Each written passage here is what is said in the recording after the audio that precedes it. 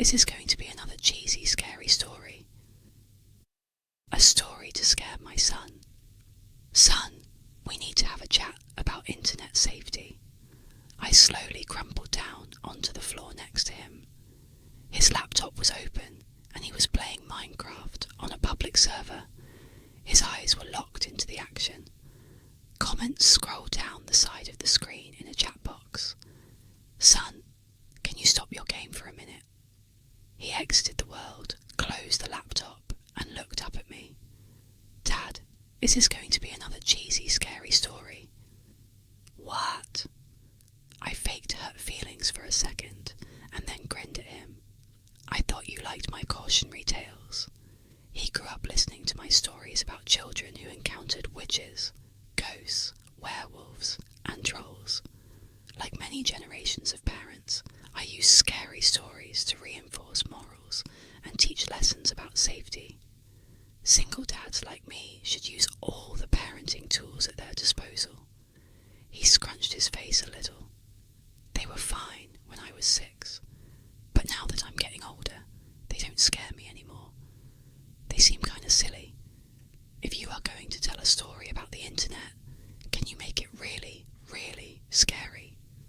I squinted at him incredulously. He folded his arms. Dad, I'm 10 and I can handle it. Okay, I'll try. I began. Once upon a time, there was a boy named Colby.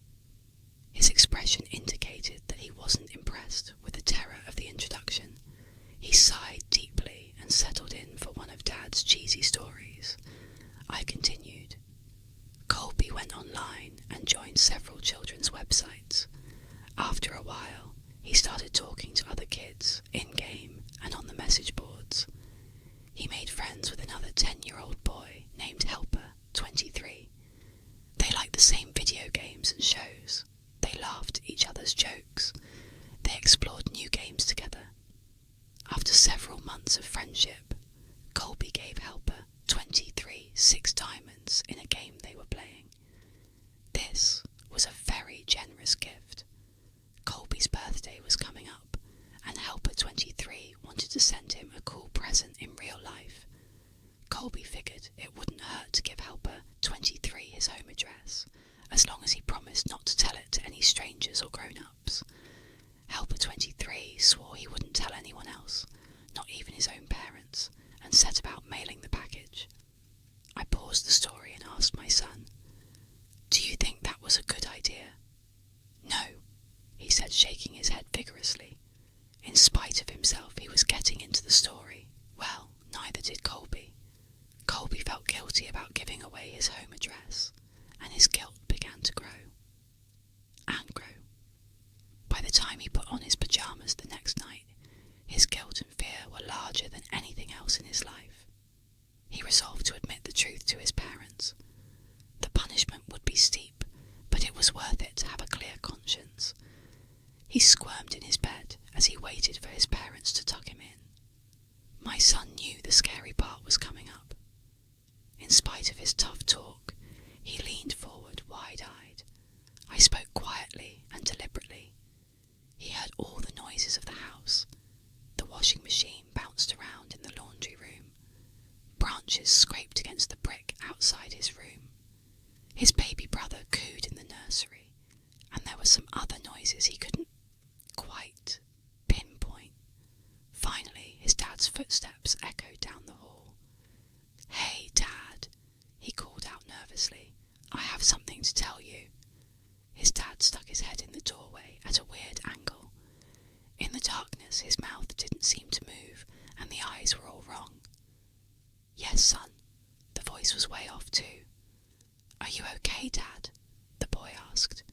"Uh-huh," sung the father in his strangely affected voice. Colby pulled his covers up defensively. Is Mum around?" "Here I am." Mum's head popped into the doorway below Dad's. Her voice was an unnatural falsetto. "Were you about to tell us that you gave our home address to Helper 23? You shouldn't have done that. We told you never to give out personal information on the internet." She continued, "He wasn't really a kid." just pretended to be one. Do you know what he did? He came to our house, broke in, and murdered both of us, just so he could spend some time with you. A fat man in a wet jacket emerged in the child's doorway, holding the two severed heads. Colby shrieked and gasped as the man dropped the heads on the ground, unsheathed his knife, and moved into the room to work on the boy. My son screamed too. He twisted his hands defensively over his face. But we were just getting started with the story. After several hours, the boy was almost dead, and his screams had become whimpers. The killer noticed the wailing of a baby in another room and removed his knife from Colby. This was a special treat. He had never murdered a baby before and was excited about the prospect. Helper 23 left Colby to die and followed the cries through the house like a homing beacon. In the nursery, he walked to the crib, picked the baby up, and held it in his arms. He moved towards the changing table to get a better look, but as he held the baby, the crying died down. The baby looked up and smiled. Helper 23 had never held a baby, but he gently bounced it in his arms like a pro. He wiped his bloody hands on the blanket so he could stroke the baby's cheek. Hey there, sweet little guy.